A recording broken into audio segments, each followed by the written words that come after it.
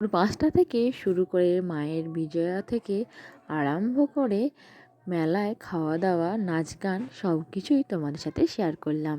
রাধে রাধে বন্ধুরা, তোমরা সবাই কেমন আছো? আশা করছি তোমরা সবাই ভীষণ ভালো আছো।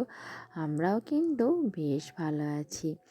তো আমি আজকের ব্লগটা শুরু করলাম ভোর 5টা থেকে।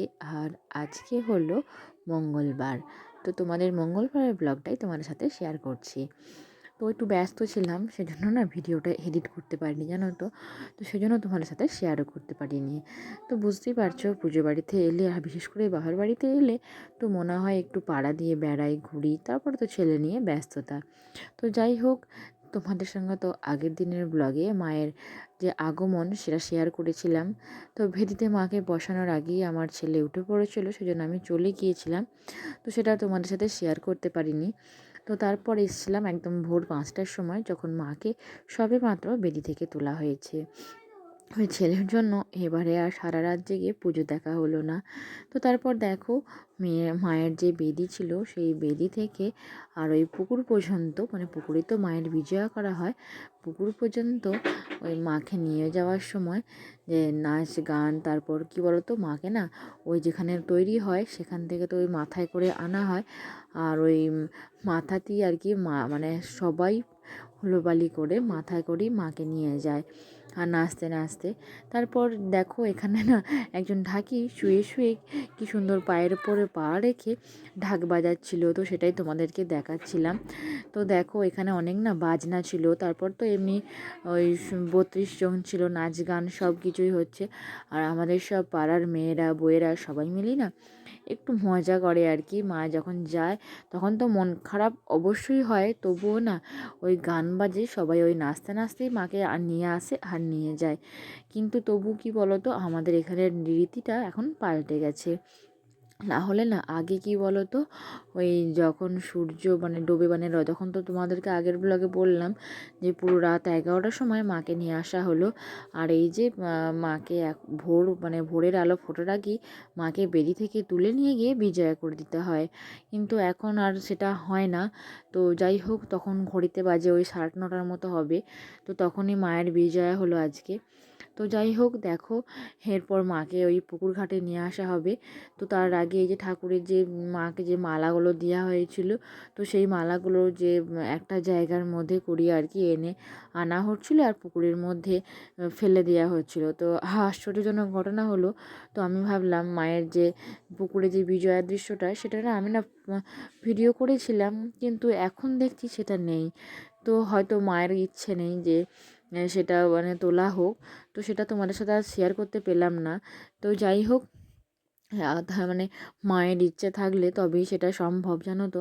তো আমার তো মনে হয় যে সব কিছু তারই ইচ্ছা, তার হয়তো ইচ্ছে নেই যে আমি সেটা তোমাদের সাথে শেয়ার করি।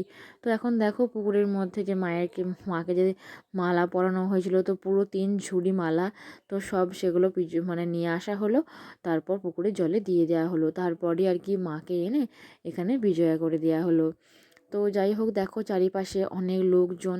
তো বিজয়ার পর না একটা জল, মানে পুকুর থেকে জল সবাইকে দেয়, তো তো সেটা সবাই নেওয়ার জন্য পুকুরের চারপাশে দাঁড়িয়ে থাকে। তো তারপর বাড়ি চলে এলাম, বিজয়া হয়ে গেল। আর তোমাদের দাদাভাই তো আমার সাথেই কালকে এসেছে। তো হ্যাঁ, ও সারা রাত না জেগে পুজো দেখেছিল, জানো তো। তোমার দাদাভাই সকালে একবার ঘুমিয়েছিল, তারপর এই যে উঠে মা সব আলুর পুর বেসন রেডি করে দিয়েছে। ও এখন ওই মা হয়তো আমার ছেলেকে নিয়ে একবার বাইরে দিয়ে গেল, সেই সুযোগে ও এখন চপগুলো মানে ছেঁকে দিচ্ছিল। আর আমি কি বলো তো, আমি ভিডিও করছিলাম, যে বলছিলাম নিয়ে গিয়ে বাড়িতে দেখাবো তুমি কেমন শ্বশুর বাড়িতে রান্না করো।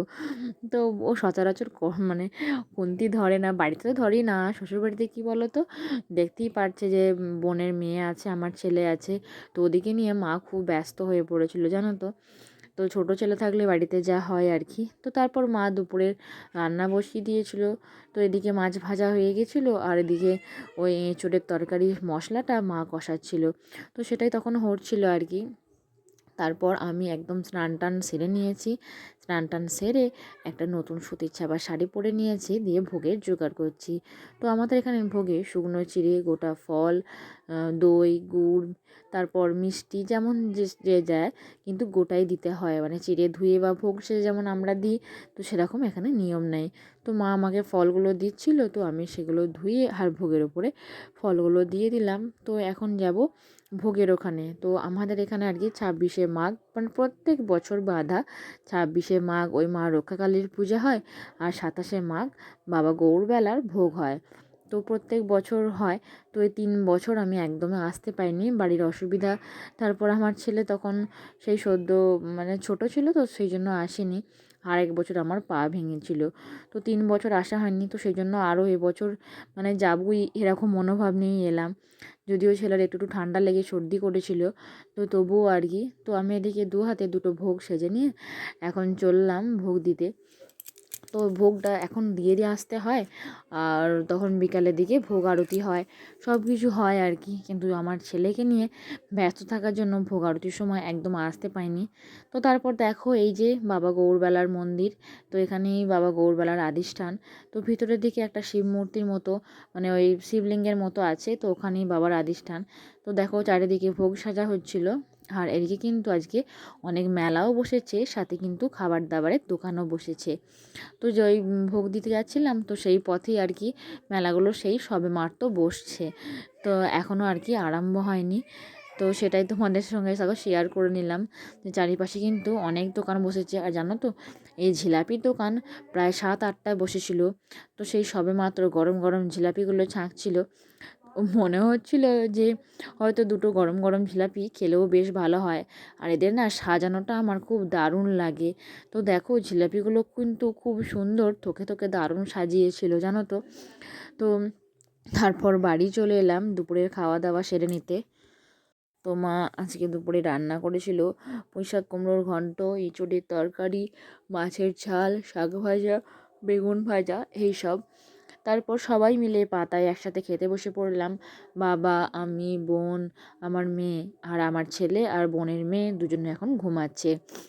আর মা এদিকে পরিবেশন করছিল। তো এই কাজ মানে পুজো বাড়িতে পাতায় ভাত খেতে কিন্তু বেশ ভালো লাগে, জানো তো। তো রোজই তো বাড়িতে থালার মধ্যে ভাত খাই, আর এভাবে পাতার মধ্যে সাজিয়ে ভাত খেতে না আমার বেশ লাগে। তো মা একে একে পরিবেশন করছিল, এমনকি ওই তরকারি দেওয়ার জন্য থার্মোকলের যে বাটিগুলো হয়, ওগুলো বাবা এনেছিল, যাতে বেশি বাসনকোসন না হয়। তো যদিও কাজের লোক ছিল, তবুও অনেক বাসনকোসন ধোয়া গুছানো বাগানো তো টাইমের ব্যাপার। তো সেই জন্যই আর কি সবাই মিলে ওই থার্মোকলের পাথার মধ্যে তরকারি আর এই বড় থালার মধ্যে ভাত খেয়ে নিলাম। তো মা পরিবেশন করার শেষে মা খেতে বসেছিল। তো সাথে কিন্তু হ্যাঁ, তোমাদের তো বলাই হলো না, মাছের টকও ছিল, তো ওটা বাদ পড়ে গেছে। তো এই মাছের ঝাল, মাছের টক, ভাজাভুজি এসব দিয়ে আর কি ভাত খেয়ে নিলাম। আর বোন লেবু কেটেছিল, তো প্রথমে কাগজি লেবু দিয়ে নুন দিয়ে ভাতটা খেয়েছিলাম, তারপর তরকারি দিয়ে ভাতটা খেয়েছিলাম। তো দুপুরবেলায় পেরিয়ে গেলে বিকালবেলায় তো রেডি হয়ে আবার যাব ওই মেলা দেখতে। তো মেলা ভোগ সবই হবে। তো যাই হোক, এখন খাওয়া দাওয়া সেরে নিয়ে চটপট করে রেডি হয়ে নিতে হবে, কেননা ছেলে উঠলে আর আমি রেডি হতে পারবো না। তারপর ছেলেকে খাওয়ানো আছে, ছেলেকে খাইয়ে আবার ওকে রেডি করতে হবে, তাহলেই অনেকটা দেরি হয়ে যাবে। তো দেরি হয়ে গেলে আর পূজা দেখতে পাবো না। তো তারপর দেখো মেয়ে এদিকে রেডি হয়ে নিয়েছে, আর মেয়ে আজকে গোপী ড্রেসটাই পরেছিল। তো আমরা সব শাড়ি পরেছিলাম দু বোনে। তো একদম চলে এসেছি মেলাতে বিকালের দিকে। তো এদিকে কিন্তু দেখো আবার গরম গরম জিলাপি ছাঁকছিল। তো প্রথমেই মেলাতে ঘুরে আর খেলাম হচ্ছে এগ রোল।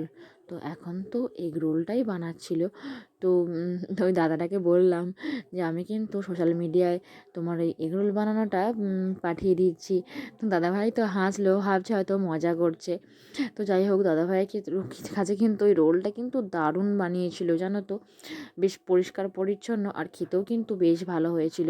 যদিও রোলের দোকান অনেকগুলোই বসেছিল, মোটামুটি ওই 4-5টার মতো, কিন্তু দেখলাম এই দাদাভাইয়ের কাছে না বেশ পরিষ্কার পরিচ্ছন্ন, আর এই রোলটা কিন্তু খুব সুন্দর বানাচ্ছিল। তো সেই জন্য এই দাদাভাইয়ের কাছেই খেলাম। তো আমার পিসির ছেলে, তার বৌদি, দুটো ছেলে সবাই এসেছিলো একসাথেই। আর এই রোলটা আমাদের দাদাভাইই খাইয়েছিল। তো প্রথম রোলটা বানিয়ে তো আমার বোনের হাতে দিয়েছিল। তো আমার বোন দেখো এখন গরম গরম রোলের মজা নিচ্ছে। তারপর আমরা আর কি একে একে খাবো। তো তোমাদের তো বললামই যে আমার পিসির ছেলে আমাদের রোলটা খাওয়াচ্ছে। আর একসাথে গেলে এটাই মজা। আর কি বলো তো, আমরাও একে একে আর কি খাওয়াবো। তো পাশেই ছিল একটা জিলাপির দোকান। তো জিলাপির দোকানে দাদাভাই বলছিল তোমরা রোলটা খুব সাবধানে খাও, যেন এধারে না মানে এদিকে না পড়ে আর কি। তো আমার মেয়ে তো ওদিকে খাচ্ছিল। আর কি বলো তো, এই যে দেখো আমার দাদার ছেলে, তো সেও এখন গরম গরম রোল খাচ্ছে। আর কি বলো তো, মেলায় গিয়ে একসাথে খাওয়ার মজাটা কিন্তু দারুণ। তো সবার শেষে আমি, আর আমার শেষেও পেলো বৌদি। তো একে একে করছে তো গরম গরম, তো সেই জন্য একে একেই দিচ্ছে আর একে একই খাওয়া দাওয়াটা হচ্ছে। তো এদিকে ছিল একটা ফুচকার দোকান। তো একদম পুরো ফুচকা স্টলে চলে এলাম। তো যেখানে মানে যে জিনিসটা ভালো হয় সেখানেই আমরা যাচ্ছিলাম। তো দাদাভাই কত পরিষ্কার পরিচ্ছন্ন দেখতেই পেলে, যে খাবার দাবারগুলো মানে ফুচকা দেওয়া হয়ে যাচ্ছে, তারপর জায়গাগুলো সব চাপা দিয়ে দিচ্ছে। তো ফুচকাটা আমার বোন খাইয়েছিল। তো আর রোলটা দাদাভাই খাইয়েছিল। আর এই দই লস্যিটা আমার পালা। তো দেখো কি সুন্দর বরফ দিয়ে, দই দিয়ে, বিট নুন দিয়ে এখানে ওই দই লস্যিটা রেডি করছিল। তো আমরা সবাই দাঁড়িয়েছিলাম, তো রেডি হলে সবাই মিলে মানে আর কি খাবো। তো কী বলো তো, এই ঠান্ডা মানে ওই ঝাল ঝাল ফুচকাকে এসে মনে হয় কিছু ঠান্ডা ঠান্ডা খাই। তো দই লস্যি মানে রেডি করতে দাদাভাই, তারপর দেখলাম পাশে একটা খেলনার দোকান। তো খেলনা তো অনেকগুলো নেওয়া হয়েছে। তো কী কী খেলনা নেওয়া হয়েছে তোমাদের সাথে পরের ব্লগে আমি শেয়ার করব। তো আমার মেয়ের তো ঠান্ডা ঠান্ডা দই লস্যি পাওয়া মাত্রই চুমুক দিতে আরম্ভ করে দিয়েছে। তো সব শেষে এই যে গ্যাস বেলুন নিয়েছে আমার মেয়ে আর বোনঝি। তো আমরা বাড়ির পথে রওনা দিলাম। আজকের মতো এখানেই শেষ করলাম। রাধে রাধে।